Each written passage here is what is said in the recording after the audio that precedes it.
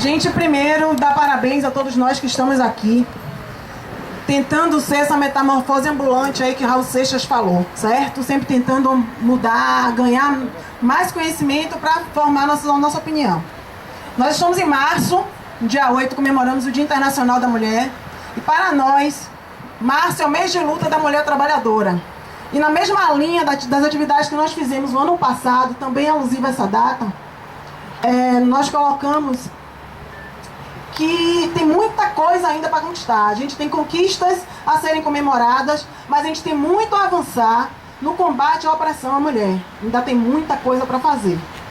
Então hoje nós trouxemos um assunto que, segundo alguns colegas, quando eu passei na sala chamando, é um assunto espinhoso, é um assunto duro, é um assunto difícil. Mas assim, quando nós definimos o tema, o comentário que eu fiz é que nós não somos mornos. A gente parte para o embate mesmo, vai para o que é polêmico, porque nós não temos medo disso e achamos que essa é uma situação muito grave que está do nosso lado, no nosso dia a dia e que precisa ser enfrentada pela sociedade. Além disso, esse painel não tem a pretensão de encerrar e esgotar esse assunto.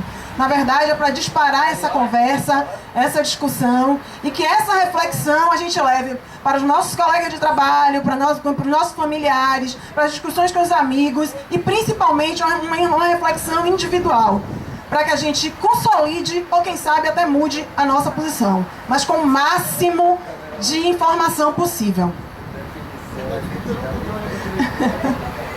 É um drone natural.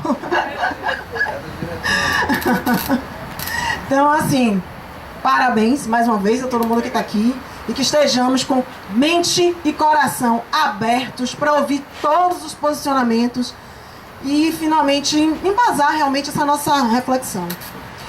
Nós contamos com a valiosa colaboração e presença de Monique Carneiro.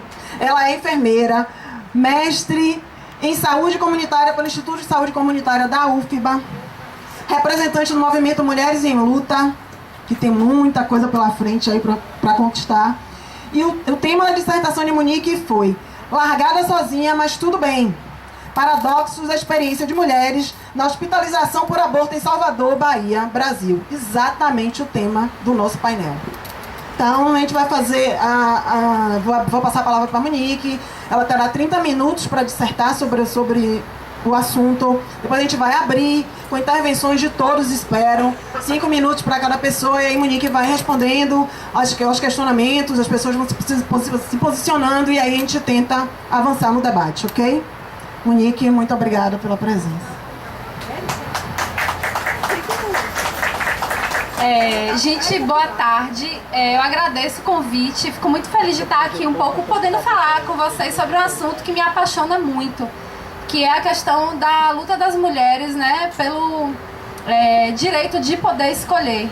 Na verdade, é um assunto, como o Sueli falou, um assunto muito polêmico, é um assunto que desperta muitas paixões, tanto para o sim quanto para o não.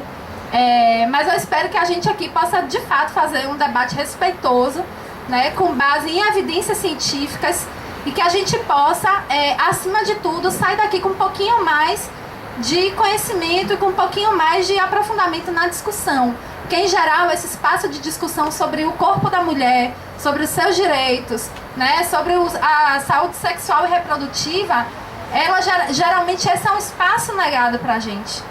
E agora, no mês de março, como o Sueli bem falou, isso lembra pra gente que ainda tem muita coisa para se conquistar, né? A questão do aborto, ela evidencia a sua face mais cruel para as mulheres, sobretudo pretas e pobres, moradoras de áreas mais carentes, né? Não só regiões mais carentes do Brasil, mas também regiões mais carentes das cidades, né? As periferias, a zona rural, o campo.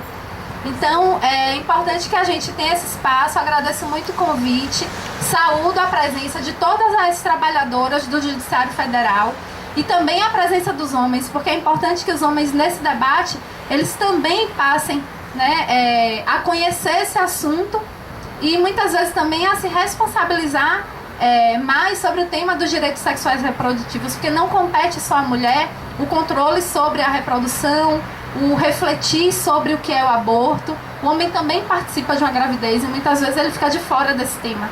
É importante ver aqui homens que estejam dispostos a participar e conhecer um pouco mais sobre isso. Quando eu fui convidada, a ideia era trazer um panorama geral sobre essa discussão. Infelizmente eu não trouxe meu estudo, eu vou citar um pouquinho ele, mas nada muito aprofundado, porque esse estudo está publicado, está na revista Interface, está online, quem quiser ver depois a gente pode disponibilizar o título, porque facilmente, gratuitamente você pode acessar. Mas a ideia aqui é fazer um panorama geral sobre o aborto no mundo, no Brasil, e caracterizar ele sobretudo do ponto de vista da saúde pública. Porque, independente das visões religiosas, éticas, filosóficas, é inquestionável que o aborto no Brasil e nos países em desenvolvimento é um problema de saúde pública. Mata as mulheres. É inquestionável isso. E não tem como a gente fugir desse assunto. Infelizmente, é um assunto inconveniente, mas é um assunto sobre o qual a gente precisa falar. Então, por que falar sobre aborto, né?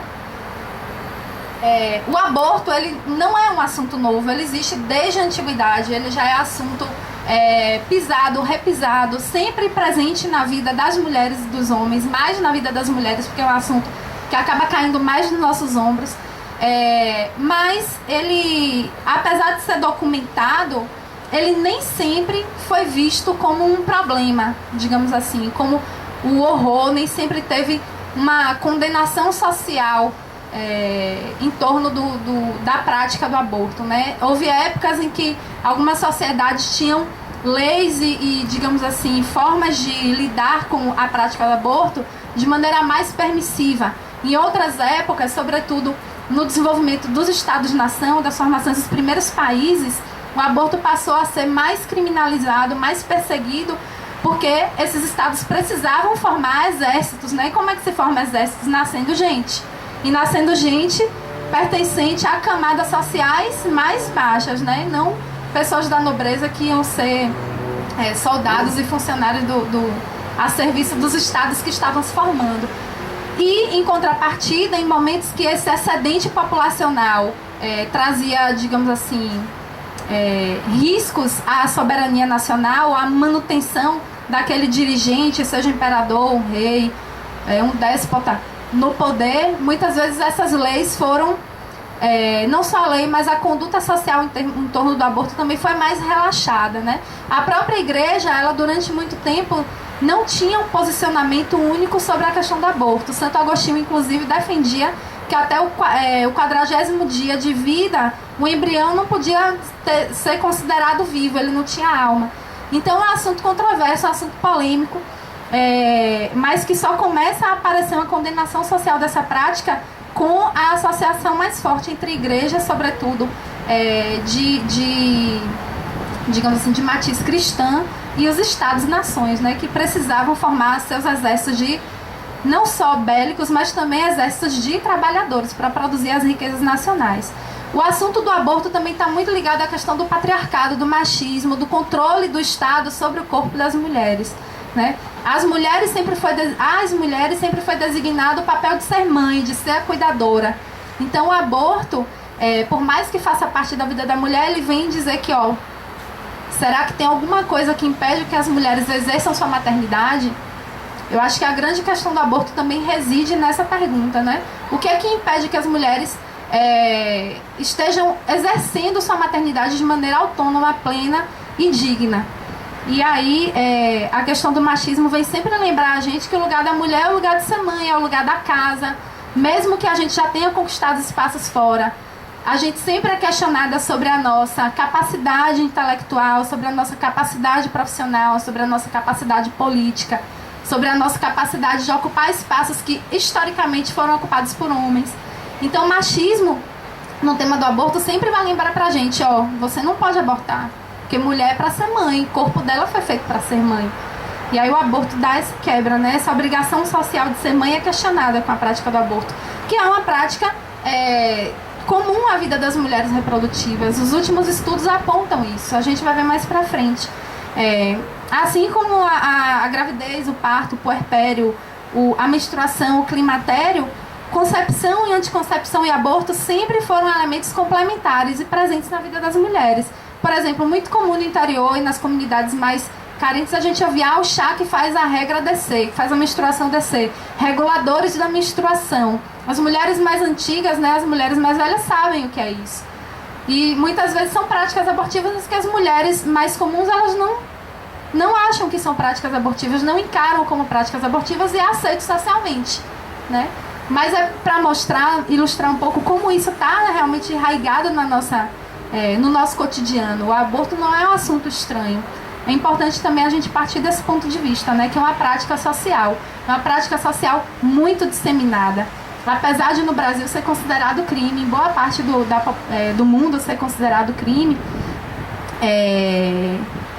no Brasil ele só é permitido em 3 situações, né? Quando tem risco iminente de vida da mulher que está grávida, quando a gravidez é decorrente de estupro, e a partir de 2012 o STF também concedeu, né, aprovou o direito da mulher decidir interromper ou não a gestação num aborto de feto sem cérebro, um aborto de feto anencéfalo, que é uma gestação de alto risco, que promove muitos problemas de saúde para a mulher, risco de morte mesmo.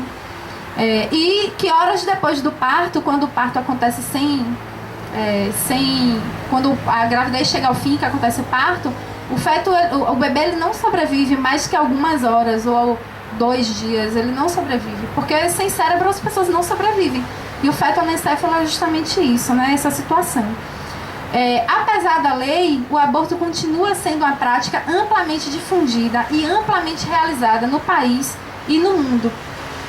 As leis, elas não proíbem as mulheres de fazer o aborto. Na verdade, vai empurrar as mulheres a procurar práticas arriscadas para abortar. E aí é que está o grande problema. É proibido, mas as mulheres não vão deixar de fazer. Então elas vão fazer e acabam morrendo, porque enfiam talo de mamona no útero, ou acabam injetando substâncias cáusticas, né, corrosivas. A partir do uso do misoprostol, que é o Citotec, a partir da década de 90, houve uma segurança muito maior na indução dos abortos pelas próprias mulheres. Mas isso levou elas a procurar o hospital, porque o Citotec causa hemorragia, causa dor, né? Se não for tratado, pode levar a infecção generalizada e à morte, sequelas graves. Então a mulher tem que ir para o hospital. E o que é que acontece? Acaba chegando no hospital e são esses dados de internações hospitalares que promovem as estatísticas sobre o número de abortos no mundo, né, e no Brasil. Então a criminalização ela não vai coibir a prática, mas vai justamente incentivar essas práticas inseguras. E o Brasil é um dos países com as leis mais restritivas do mundo com relação ao aborto. O nosso Código Penal é de 1940 e ainda criminaliza as mulheres que recorrem ao aborto numa gravidez indesejada. O aborto inseguro, que é o grande problema da prática do aborto, face à ilegalidade da prática, é definido como um procedimento para interromper uma gravidez indesejada, que pode ser realizado tanto por pessoas sem habilidades necessárias, ou então ser um procedimento que seja feito no ambiente sem os mínimos padrões médicos de segurança, né, durante a realização. Além disso, o aborto inseguro ele cria um ambiente de medo, de violência, sobretudo violência psicológica e também de culpabilidade, que leva muitas mulheres a apresentar sintomas de depressão, ansiedade, insônia e arrependimento, muitas vezes até luto por conta da escolha, né? Então não é fácil para a mulher decidir abortar. Geralmente ela é levada por sensações de desespero, de não ter outra saída, né? O aborto também ele não é um bem a ser alcançado. Na verdade, a gente tem que tentar enxergar ele, apesar das crenças que estão em volta, né, como um direito. Porque nenhuma mulher acorda um dia e diz, isso é uma fala de um ginecologista chamado Jefferson Drezé, que ele é estudioso de um grupo de estudos sobre aborto e há 10 anos comanda um serviço de abortamento legal no Brasil. Então ele fala, o aborto não é um bem a ser alcançado. Nenhuma mulher acorda um dia e diz, vou engravidar daquele canalha que vai me abandonar só para ter o prazer de provocar um aborto. Na verdade, as mulheres buscam no aborto soluções para situações extremas. Então, discutir sobre aborto é discutir também sobre direitos sexuais e reprodutivos das mulheres. O aborto, sobretudo, é uma questão de saúde pública e de justiça social. Eu vou passar aqui um panorama sobre aborto a nível mundial para a gente ter uma compreensão de como é que está localizada essa situação no mundo, né? O aborto ele é considerado, sobretudo nos países em desenvolvimento, nos países mais pobres, esse problema de saúde pública e justiça social. São 75 milhões de gravidezes indesejadas por ano no mundo inteiro. Então, por que essas gravidezes indesejadas acabam acontecendo? Porque muitas vezes as mulheres não têm acesso aos métodos contraceptivos. Eu não estou falando das mulheres que têm um poder aquisitivo maior, estou falando das pessoas carentes, das pessoas que não têm serviços de saúde nos países ao redor do mundo, que deem esse suporte, que distribuam métodos anticoncepcionais, que promovam a educação sexual não só para a mulher, mas também para os homens, porque a paternidade não responsável é algo que acontece com muita frequência. São 5 milhões e meio de crianças sem registro do pai na certidão de nascimento no Brasil. Não são poucos os pais que não assumem a paternidade. Então é muito difícil também para uma mulher que se vê nesse contexto, né? É importante que a gente, digamos assim, analise todas as vertentes possíveis do problema. Os dados sobre aborto no mundo hoje apontam que são feitos 20 milhões de abortos inseguros ao ano. A estatística é de 40 e poucos milhões de abortos ao ano, mas desses 20 milhões são inseguros, ou seja, são feitos com técnicas altamente inadequadas, no ambiente sujo, ou com pessoas que não são especialistas, que não estão capacitadas para dar um atendimento de qualidade, um atendimento seguro para essas mulheres. Muitas vezes elas provocam o próprio aborto, né? Em grande parte das vezes ela provoca o próprio aborto e nem sempre é de maneira medicamentosa, né? O medicamento ajuda a ter uma segurança maior, mas em metade dos casos, pelo menos no Brasil, é feito com outras técnicas, ou em clínicas clandestinas sujas, sem segurança, ou então com talas de mamona muito comum, objetos cortantes, perfurantes, muito comum. Muitas mulheres dão entrada no hospital com quadros graves de hemorragia de infecção por conta dessas práticas arriscadas. 96% dos países em desenvolvimento, desses 20 milhões, de 96% desses 20 milhões são abortos inseguros feitos em países em desenvolvimento, ou seja, a maior parte dos abortos inseguros está justamente nesses países mais pobres, e é onde essas mulheres vêm morrendo.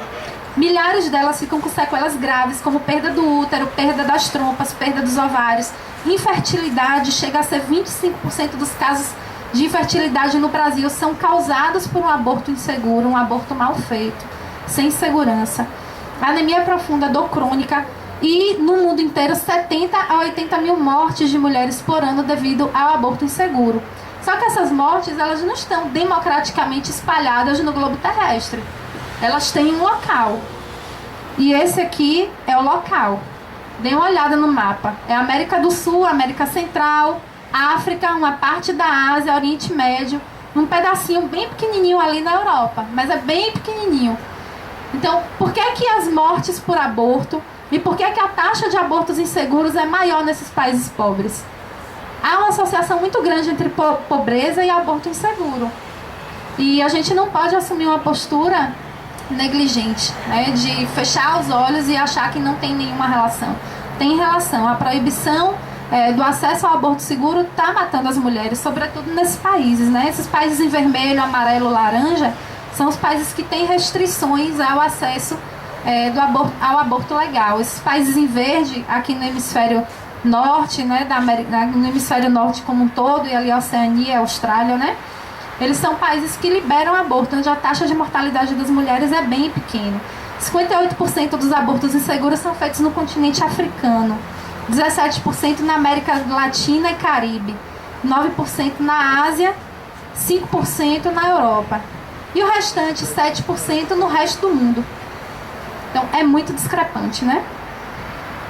60% das mulheres entre 15 e 44 anos vivem sob leis altamente restritivas, a maioria delas em países muito pobres, né? Os países mais pobres em desenvolvimento. América Latina e Caribe, 4 milhões de abortos ao ano, sendo que 21% do total de mortes maternas nesses países da América Latina e Caribe são por conta de aborto mal feito. Então as mulheres estão morrendo, e não são quaisquer mulheres, são mulheres de continentes, de países mais pobres, né? Houve recentemente o reconhecimento de que a criminalização do aborto provoca o aumento da mortalidade e do adoecimento, né, dos agravos à saúde das mulheres, a morbidade e mortalidade materna. e não diminui o número de abortos. Então, as leis que proíbem o aborto nesse país não estão sendo efetivas para barrar a prática. Na verdade, elas estão empurrando as mulheres no caminho das práticas inseguras, né? Então, um baixo desenvolvimento humano, social e econômico, associado a leis mais restritivas ao aborto, está aí provocando esse cenário de abortos clandestinos e inseguros. Tanto que, internacionalmente, foi lançado o dia 28 de setembro como Dia Latino-Americano e Caribenho pela descriminalização e legalização do aborto, por ser encarado como um problema grave de saúde pública, muito grave. No Brasil, dados dos anos 90, final dos anos 90, metade dos anos 90, aliás, estimaram que 31% das gravidezes no Brasil acabam em aborto induzido. E geralmente esses abortos induzidos são inseguros. Não são abortos terapêuticos previstos em lei, ou não são abortos decorrentes de estupro. A maioria deles são abortos inseguros, causados ou pelas mulheres ou em clínicas clandestinas sem segurança. O estudo realizado na UERJ em 2005, na Estadual do Rio de Janeiro, estimou 1 milhão de abortos ou mais ao ano no Brasil. Essa informação, inclusive, é subestimada porque ela parte das hospitalizações, mas nem toda mulher que aborta vai ao hospital. Tem mulheres que têm abortos completos em casa. É uma parcela pequena, mas tem. Tem mulheres do campo que não acessam o hospital, que acabam morrendo no próprio campo. Na própria zona rural, elas também não acessam o hospital, então esse número ainda é baixo. Tem estimativas, inclusive, que dizem que são 2 milhões de abortos ao ano no Brasil, que colocaria o Brasil na liderança mundial, né?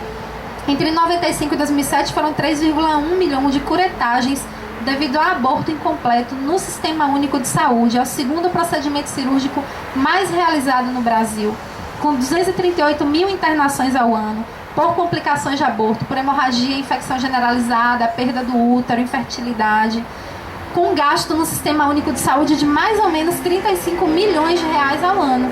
É muito mais barato fazer uma campanha, né, um processo de educação sexual para que a mulher tenha, e os homens também, eles tenham acesso à informação, capacidade e autonomia para decidir o tempo, né, de ser pai, de ser mãe, que as mulheres tenham acesso aos métodos contraceptivos. E o aborto legal nos países onde foi descriminalizado fez com que as taxas de aborto caíssem de maneira vertiginosa, como a gente vai ver um pouquinho mais adiante. No Brasil, inclusive, o aborto é a 5ª causa de morte materna. Em Salvador também, é a 5ª causa de morte materna, aqui na nossa cidade, na Bahia também. Só que Salvador já chegou a ter o aborto como primeira causa de morte materna, até meados dos anos 2000. Então, é um problema grave. Não dá para fechar os olhos para isso. Uma mulher morre a cada 2 dias devido ao aborto inseguro no Brasil. Então, um dado complicadíssimo. Mas quem são essas mulheres que abortam, né? Vamos pensar um pouco. Os estudos mais recentes dizem que no Brasil as mulheres que recorrem ao aborto são aquelas mais jovens, pobres, que mais se submetem às práticas abortivas inseguras.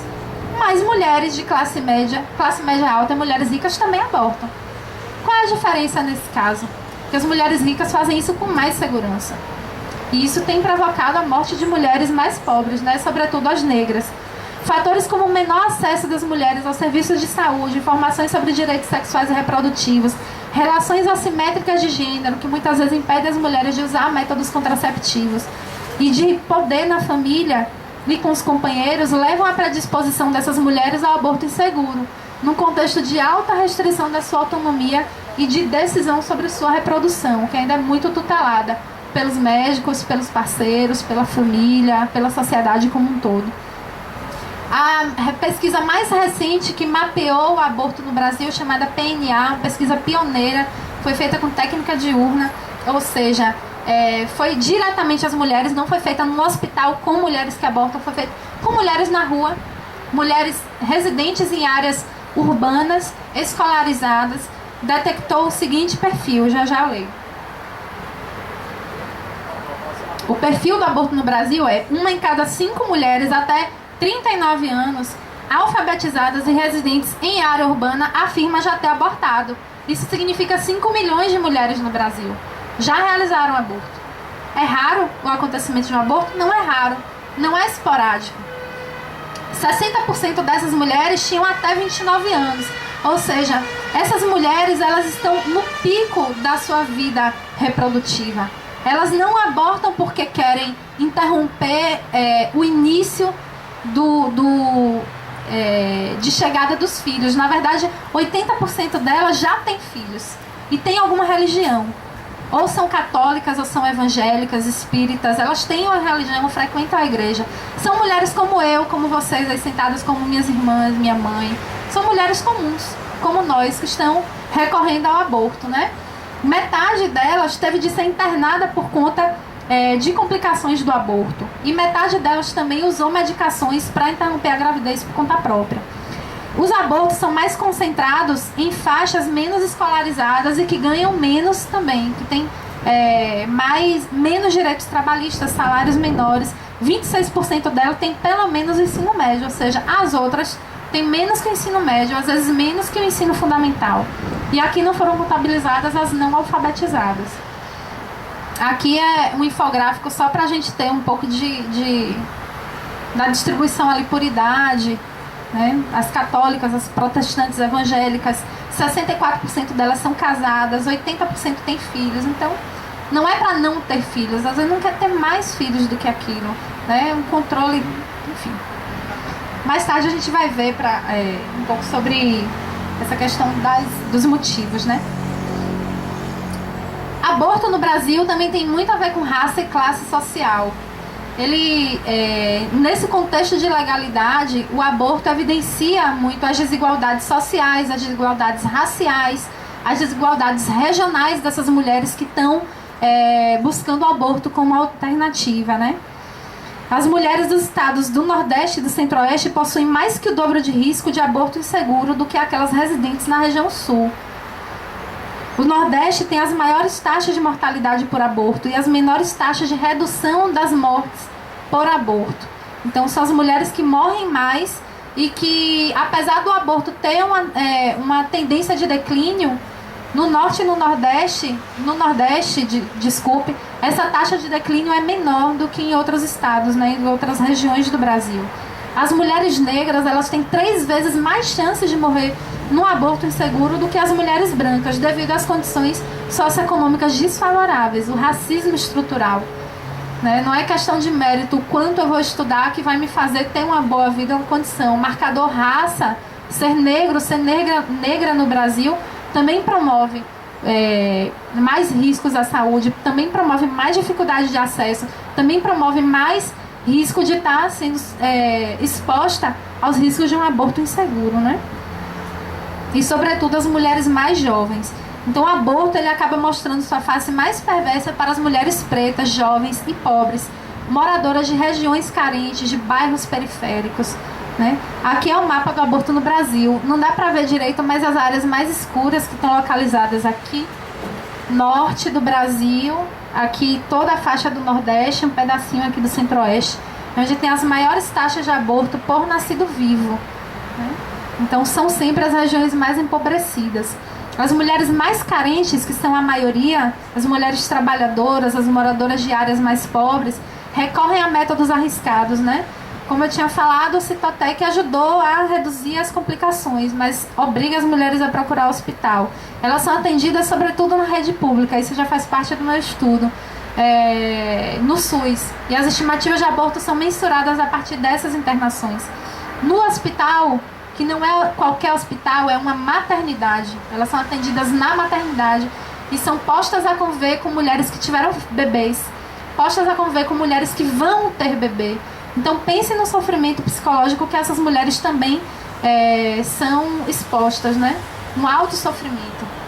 São muitas vezes maltratadas pela equipe, desde a recepção até a alta. Basta falar que chegou com uma situação de aborto, que muitas vezes elas são postas para esperar 3, 4, 5, 6 horas até o atendimento. Isso não é raro.